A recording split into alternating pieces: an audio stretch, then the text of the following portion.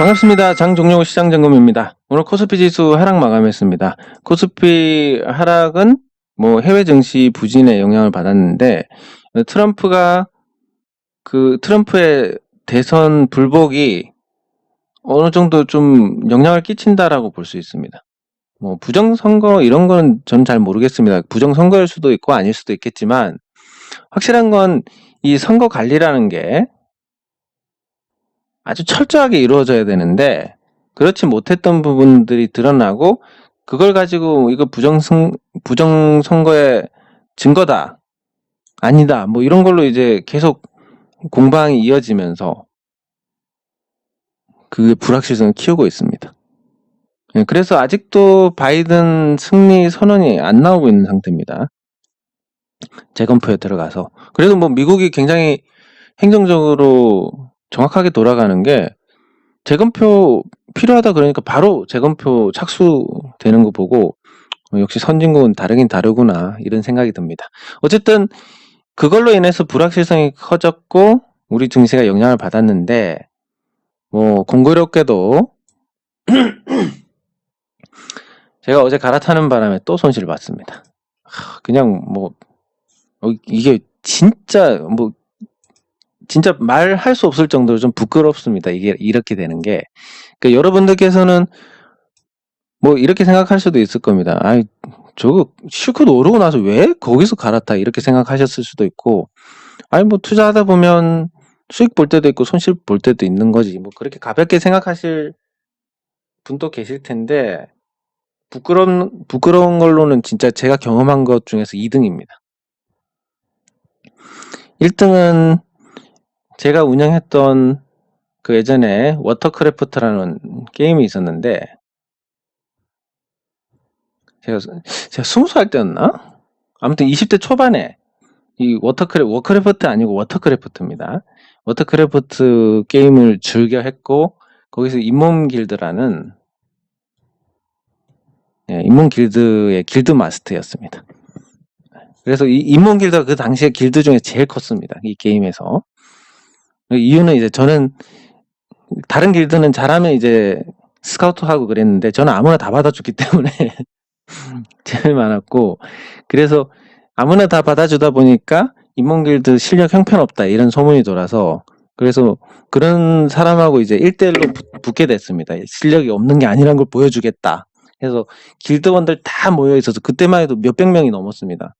몇백 명이 되는 길드원들 있는 사이에 그 실력이 없다고 조롱하던 그 사람과 1대1로 붙었는데 제가 이거 보기 좋게 격파를 했어야 되는데 한 방도 못 때리고 한 방도 못 때리고 제가 졌습니다. 그 많은 길드원들 보는 앞에서. 그때 진짜 부끄러웠는데 더 부끄러웠던 게 뭐냐면 그나마 좀 매너 있게 졌으면 되는데 제가 한 대도 못 때리고 지니까 그때만 해도 어린 마음에 제가 강제로 접속을 끊고 나와버렸습니다. 그러니까 매너에서도 지고 실력도 지고 진짜 너무 형편없었는데 그때 다음으로 오늘 이 계좌가 부끄러운 것 같습니다. 한 달에 200만 원 번다고 설치다가 지금 도대체 얼마나 한 500, 600 날린 것 같은데. 그렇게 날린 것도 날린 거지만 뭔가 이걸 시작하자마자 사실 상식적으로 생각하면 1000만 원으로 200만 원을 번다는 건 한 달에 20%입니다. 수익률이. 미친 거 아닙니까 이거. 처음부터 가만 생각해보니까 제가 제정신이 아니었다. 그 앞에 운 좋게 수익 난 거에 대해서 너무 허파의 바람이 들어갔구나. 이렇게 반성을 해봅니다. 그리고 이걸 보여드리는 건 어쨌든 여러분들께서 전문가들이 그러니까 주식은 전문가가 없습니다. 그냥 무당들입니다. 다. 예측할 수 있는 사람이 없으니까. 전부 다 무당인데 그 무당들 속에서 여러분들이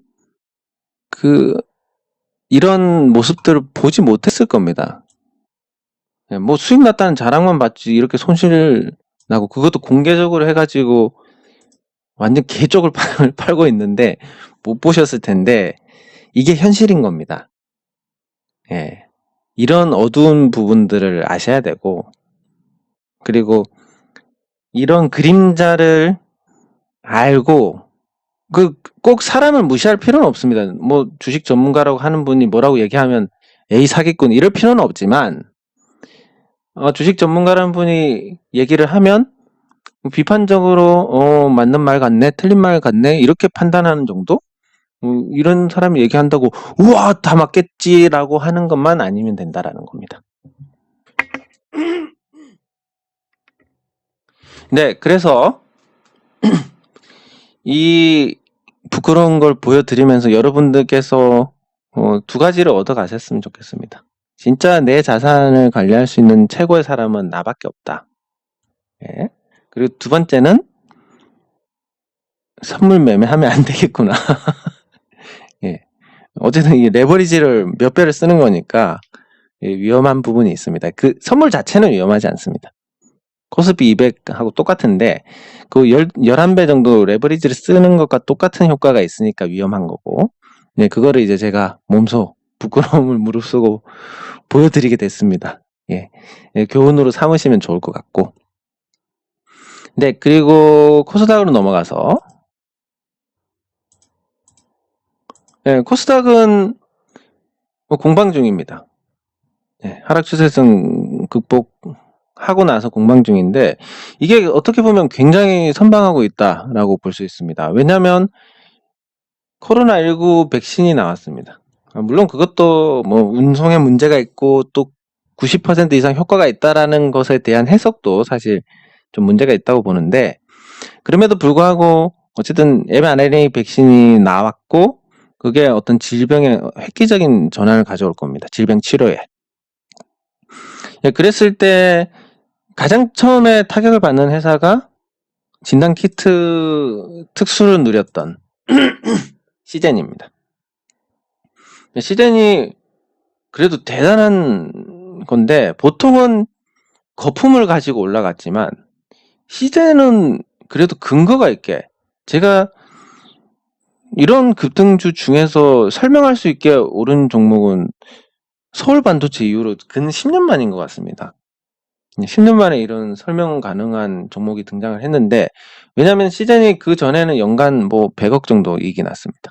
시가총액 하면 뭐 제약 바이오, 뭐 의료 그런 쪽의 특수성을 감안해서 곱하기 2 한다 해도 시총이 2천억이 적정이었는데 지금 내렸지만 시총이 거의 6조입니다. 그 6조 원을 설명할 수 있느냐?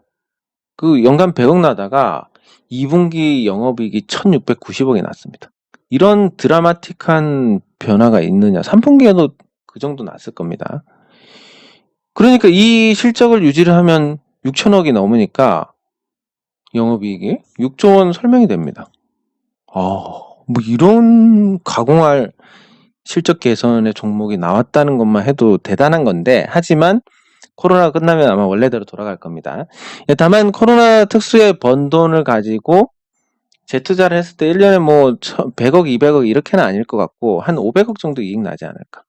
진단키트가 아주 안 쓰이는 것도 아닐 거고 또 다른 쪽에도 쓸 수 있을 거고, 이랬을 때 500억이면 곱하기 2 해서 한 1조 정도가 적정한 가격. 원래대로 돌아간다면 뭐 나중에는 한 5분의 1이면 한 4만원? 나중에 이걸로 가지 않을까. 뭐 이것도 한편으로는 번 돈으로 연구개발 잘해서 또 다양한 진단키트를 만들어서 성장을 하고 그러면 이거보다는 훨씬 낫겠지만, 경험적으로 그랬던 것 같습니다. 한번 기세가 꺾인 종목들은 상승 시작점까지 가더라. 이렇게 설명을 할 수 있는 근거가 있지만 그게 지속되지 않는 이상은 그렇게 될 수밖에 없을 것이다. 뭐 이렇게 봐야 되는데, 근데 코스닥을 설명하면서 왜 이 시젠을 가지고 말씀을 드리냐면, 코스닥 지수가 내리지 않습니다. 이 시가총액 상위 종목들이 부진함에도 불구하고 내리지 않습니다. 그 얘기는 큰 종목들이 내리는데 유동성의 힘으로 작은 종목들이 다수가 올라가지고 지금 균형을 맞추는 거다. 이런 해석이 가능하고, 이게 계속 이어지다 보면 내리는 종목들은 점점 비중이 작아집니다. 내렸으니까. 근데 오르는 종목들은 또 올랐으니까 덩치가 커져가지고 비중이 높아지고, 그래서 이런 교차가 어느 정도 시간이 지나면 상승으로 연결이 될 가능성이 있다. 그래서 코스닥은 지금 버티는 게 굉장히 선방하고 있고 긍정적이다라고 해석을 할 수 있습니다. 네, 그리고 종목으로 넘어가면, 일단 제가 선물 매매의 충격과 그리고 또 세미콘 라이트에서 어떤 일을 하게 될 것 같아서 그 일은 주주분들께는 좋은 일이 될 것 같습니다. 어쨌든 그래서 주식을 다 팔았습니다. 그 공교롭게도 진짜 요즘 계속 슬럼프고 꼬이려다 보니까 공교롭게도 그런데, 그 세미콘 라이트의 오늘 공시를 보면 잔금 납입을 전에 했습니다. 보통 이렇게 잔금을 당겨서 납입하면 호재로 봅니다. 무슨 일인지는 모르겠지만 아무튼 잔금 납입해서 빨리 납입을 했습니다. 예정보다. 빨리 사고 싶다는 거니까 긍정적으로 볼 수 있는 거고, 어쨌든 세미콘 라이트는 개인적인 일로 인해서 팔게 됐는데 그게 여러분들께는 좋은 일이 될 가능성이 매우 높습니다. 그 정도만 말씀을 드릴 수 있습니다. 네, 그리고 매도한 금액으로 영신금속을 조금 더 샀습니다. 제가 영신금속은 공시를 내려고 했는데 공시에 이제 같이 참여하고 싶다라고 연락이 오신 분들이 3분 정도 됩니다.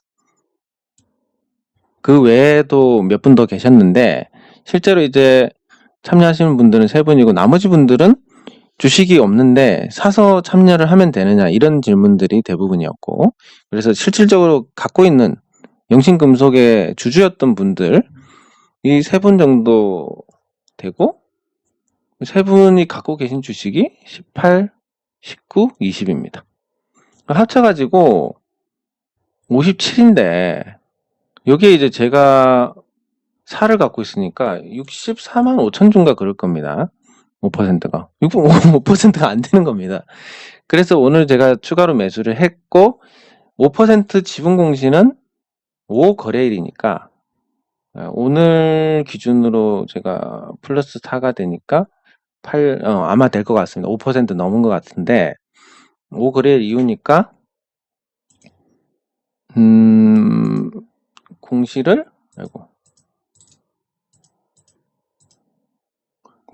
하루, 이틀, 3일, 4일, 5일 다음 주 금요일까지 하면 될 것 같습니다. 그래서 그 전에 공시를 하도록 하고, 내일은 아마 안 될 겁니다. 제가 잔고 증명서가 안 나오니까, 오늘 산 건 안 나오니까. 그래서 다음 주 중으로 하는 걸로 약간 수정이 됐습니다. 근데 뭐 여기서 이제 또 하나 말씀드리고 싶은 게, 자, 오늘 영신금속 주가가 올랐고 이런 봉 형태가 나왔습니다. 근데 오늘 왜 올랐느냐 하면 그냥 제가 팔아서 올랐습니다. 제가 사서 올랐습니다. 근데 차트쟁이들은 뭐 이래서 오르고 저래서 오르고 막 해석을 갖다 붙이는데, 제가 사서 올랐다는 거 모르고 뭐 차트에 답이 전부 있다 이런 분들한테 갖고 가서 이거 해석 좀 해달라 그러면 또 온갖 이상한 소리 할 겁니다. 결론은 그냥 제가 사서 올랐습니다. 대부분의 종목들이 그렇습니다. 누군가 사서 오르고 누군가 팔아서 내립니다. 그거밖에 없습니다. 물론 기술적 분석이란 게 확률을 높여주는데 굉장히 유용하고 타이밍을 잡는데도 없는 것보다 훨씬 낫지만, 차트 만능론자들의 말이 맞다는 건 아니기 때문에 이번 일을 보고 그래 맞네, 차트에 모든 답이 있다는 사람들은 이 사례 하나만 갖고도 다 깰 수 있는 겁니다. 어쨌든 영신금속은 조금 더 집중을 할 필요가 있을 것 같고, 이제부터 다음 주 공시 내고 이제 본격적으로 주주 운동을 하게 될 텐데, 여러분들께 이 과정들을 가감없이 다 보여드리는 건 아까와 마찬가지로 아까 그 부끄러운 손실 계좌를 보여드리는 것과 마찬가지로 이런 과정들을 통해서 아주 투명하게 주주들 권리 찾기 운동을 하는 거고, 그렇게 권리를 행사했을 때의 결과와 그냥 에이 더러워서 손절하고 나가야지 하고 가는 것의 결과가 얼마나 다른지를 보여드리기 위함입니다. 물론 주주운동에는 또 난관도 많고 또 어려운 일도 많고 뭐 여러 가지 변수들도 많은데 하지 않는 것보다는 훨씬 낫더라. 그런 걸 보여드리기 위함입니다. 그래서 잘 구경하시고 사고 싶다 이런 분들은 뭐 어쨌든 무조건 저보다 평단가 낮게 사셔야 됩니다. 제 거 밀어 올리려고 그런 소리 안 듣고 싶고, 그래서 뭐 사시고 싶으면 이 가격 이하에서 사시고, 그리고 의결권 행사하고 싶으시면 꼭 저한테 하시는 게 아니라 그냥 보고, 예전에 이것도 있었습니다. 삼성엠텍에서 있었던 일인데, 제가 주식이 아니라 그냥 연말에 배당을 제가 70원 하자고 했습니다. 주주 제한으로. 그리고 니네는 월급 많이 받아갔으니까 받지 마. 이거였는데, 그때 삼성엠텍 경영진이 100원 줄게. 배당으로. 그리고 자기들은 차등 배당을 50원 가져간다고 했던가 그랬을 겁니다. 예, 그러면 사실 이거보다 이게 좋으니까 여러분들 이거 선택하시라고 말씀드렸습니다. 좋은 걸로. 근데 또 그것까지 트집을 잡아가지고 온갖 또 법적인 문제를 제기를 했는데, 어쨌든 결과적으로는 그렇습니다. 제가 형사 고소도 당했는데 당시에 무혐의 처분이 났고, 그걸 가지고 제가 주주운동 방해하려고 죄도 없는데 억지로 이렇게 고소했다. 그래서 무고로 갈 수 있는 상황이었음에도 가지 않았습니다. 왜냐면 이게 다 잘 되자고 하는 일이지 않습니까? 주주운동이란 게. 너네 나쁜 놈이야. 너넨 무조건 안 돼. 나가야 돼. 이게 아니라 뭐 관행적으로 하는 부분도 있을 거고, 어쨌든 전체 주주에는 지금의 최대 주주도 포함이 됩니다. 그러니까 너네 나쁜 놈이니까 너네 손해보고 나머지 주주들만 이익 보자, 이게 아니라 전체 주주들을 위한 거기 때문에, 이런 유익한 거 주주들에게 도움이 되는 게 있으면 그냥 이것저것 하는 거고, 제가 제안을 해서 경영진이 이걸 받아들이게 되면 굳이 뭐 싸울 필요가 없는 거고, 그리고 이런 여러 가지 어떤 과정들 속에서 감정이 상하는 일도 생기고, 그래서 고소까지 하고 그렇게 하지만, 그렇다고 해서 그것 가지고 끝까지 감정 싸움을 할 수는 없는 거니까. 예, 또 그 과정이고, 어떻게 보면 그게 또 이 주주운동의 양념과도 같은 거고. 그렇습니다. 예, 그래서 그런 취지들, 나중에 이제 적대적인 상황이 됐을 때 최대 주주가 무조건 나쁘다라고 비난을 하는 게 주주운동이 아닙니다. 더 좋은 방향을 찾아가고, 너무 자신들의 이익만 생각하는 부분에 대해서 나머지 주주들도 좀 생각해 달라, 이런 거니까 요 취지를 잘 이해를 하셔야 될 겁니다. 예, 그래서 어쨌든 제 가격 이하에서 사시는 건 환영이고, 그 권리 행사는 여러분들께서 가장 유익한 방향으로 하시면 됩니다. 저한테 하시라는 게 아니라 주주로서 가장 유익한. 예. 그리고 NHN벅스는 21선에서 공방이고 걸쳤는데 딱히 큰 의미는 없는 것 같습니다. 예, 다만 이제 이 파동으로 보면 다시 이런 정도? 뭐 근데 느낌은 이거가 아니라 그냥 이거? 예. 에너지 모아가는 거, 이런 정도로 예상을 할 수 있고, 아주 점잖게 시장이 열렸다 닫혔다 하는 과정에서 점잖게 가고 있습니다. 네, 그리고 빅히트는 결국 매물 부담에 깨졌는데 뭐 어쩔 수 없이 이렇게 될 수밖에 없는 운명입니다. 한 달 또 보호회수 풀리고, 뭐 이런 식으로. 그리고 빅히트가 어떻게 보면 이 공모시장을 굉장히 망가뜨려 놨는데, 오늘 교촌이 그래도 나름 신경을 쓴 공모가에, 그리고 뭐 재미있는 거, 뭐 교촌 치킨이면 뭐 배당 대신에 쿠폰을 주면 어떨까 한번 제안을 해볼까 생각 중입니다, 나중에. 예. 왜냐면 교촌 치킨 많이들 드시니까. 그러면 배당금이 예를 들어서 2만 원이다. 그러면 쿠폰을 한 25,000원치 주면 서로 좋은 일이니까 한번 제안을 해볼까 생각하고 있습니다. 어쨌든 교촌 치킨이 그 나쁜 조건에서도 빅히트가 쌓아놓은 그런 망가뜨려 놓은 공모시장에서 선방해서 잘 됐으니까 다시 공모주에 대한 또 기대가 반영이 되지 않을까 싶습니다. 예, 그리고 대한제분이 아직 실적이 안 나오고 있는데 실적 발표가 아마 11월 15일 전에는 해야 될 겁니다. 근데 뭐 좀 긍정적으로 생각하고 싶은 게 7, 8, 9 주가가 어쨌든 그때 나쁘지 않았고 그동안 내렸는데 7, 8, 9 이 주가가 떠 있을 때 실적을 전망을 해보면 어쨌든 환율 영향을 많이 받으니까 이 환율을 보면 7, 8, 9 해가지고 조금 많이 내렸습니다. 이 시기에. 그리고 더 내리고 있으니까 3분기 실적이 나오면 나쁘지 않을 거라고 보고 3분기 실적이. 그리고 4분기는 이 환율을 감안했을 때 더 좋지 않을까. 예, 그래서 아주 긍정적으로 보고 있습니다. 예, 그래서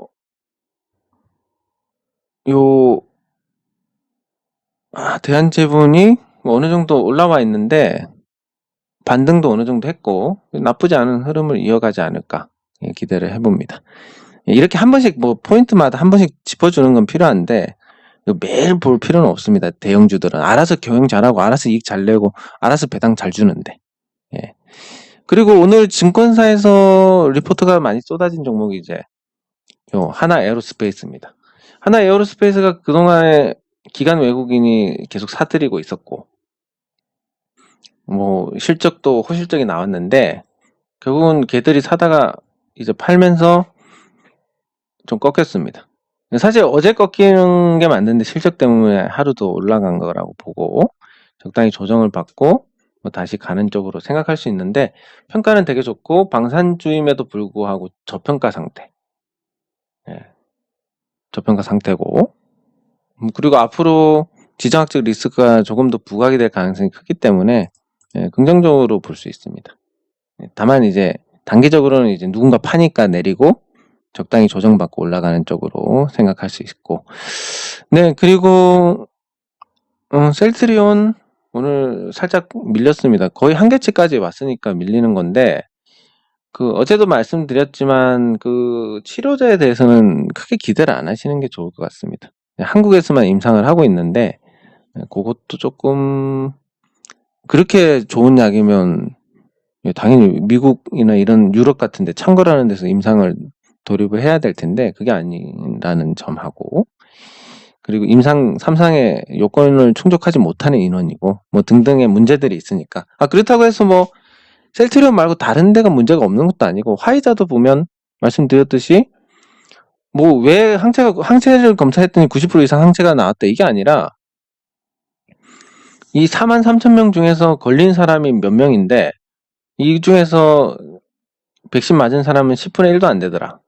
1에서 90%라는 얘기니까 뭔가 좀 해석에 문제가 있고 화이자 CEO도 주식 팔았고 뭐 이런 것들 보면 이게 비단 셀트리온만의 문제가 아니라 전 세계적으로 이 제약 바이오에 대한 문제가 아닐까. 아무래도 성과 내기 전까지 어느 정도 이런 재정적인 지원을 받아야 되는 분야가 많고 그렇다 보면 뻥이 일상화되어 있을 것이고 그래서 뭐 좀 그런 영향이 있지 않나 생각하는데 일단 단기적으로는 한계에 왔다라는 부분하고 그래도 회장님이 직접 나서가지고 주가를 챙기는 건 굉장히 주주 입장에서는 든든하지 않나 이렇게 생각을 해봅니다.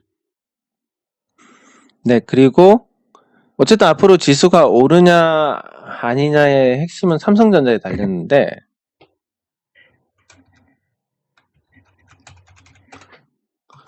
삼성전자가 오늘 조정받았지만 어쨌든 5일선 위에 있습니다. 삼성전자가 달리지 않으면 지수의 어떤 시원한 상승을 기대하기 어려운데 삼성전자 주가가 어느 정도 올라온 상태에서 역대 최고가가 1월 달에 나왔고 그러니까 1월 달에 나왔다는 것은 삼성전자가 그동안 코로나19 충격을 아직까지 다 극복을 하지 못했다라는 겁니다. 다른 종목에 비해서 느리다라는 거고 그래서 이번에 상승 신호도 나오고 역대 최고가 돌파하면 팔 사람이 없습니다. 모든 삼성전자 주주들이 수익이니까 팔 사람이 없다는 것은 물론 팔겠지만 급하게 본전 찾으면 무조건 던져야지 이런 사람들이 없으니까 조금 더 탄력을 받을 수 있다라는 거고 그래서 삼성전자가 1월달 고점을 62,800원을 돌파하느냐 못하느냐가 코스피가 단숨에 2,600선을 가느냐 못 가느냐의 같은 운명 공동체라고 볼 수 있습니다.